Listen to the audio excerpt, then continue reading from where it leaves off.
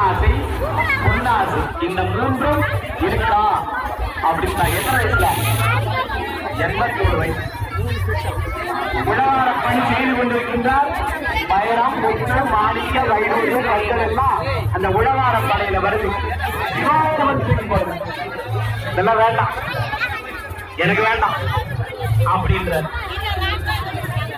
அரம்பையர்கள் என்று சொல்லக்கூடிய தேவலோக மன்னர்களை ஆடச் செய்கின்றார். அப்பவும் பொய்மாய பூதங்காள் அப்படின்னு ஒரு பதிகம் பாடி என் கண்முன் நிற்க வேண்டாம் அப்படின்னு பாடுறார்.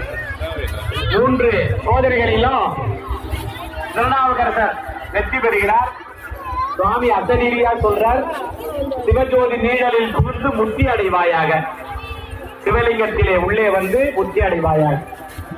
அப்ப சொன்ன உடனே அழகான ஒரு திருத்தாண்டகம் பாடி முத்தி அடைந்த நன்னாள் தான் இந்த சித்திரை சதய நட்சத்திரம். நம்மளுடைய அடியார் பெருமக்கள் எல்லாம் ஒன்று கூடி எல்லாருக்கும் அதுல முக்கியமானது எதுன்னா திருநாவுக்கரசருடைய குரு பூஜை தான் இல்ல. அப்படிப்பட்ட அற்புதமான இந்த திருவிழாவை சீரும் சிறப்புமாக கோலாகலமாக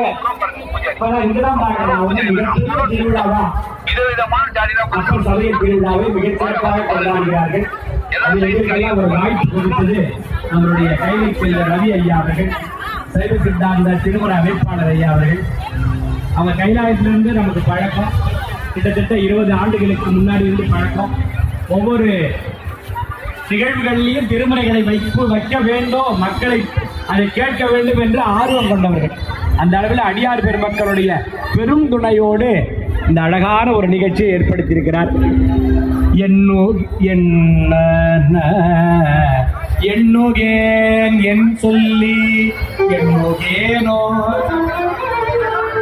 எம்பெருமான் திருவடியே எண்ணின் நல்லா எண்ணுகேன் என் சொல்லி எண்ணுகேனோ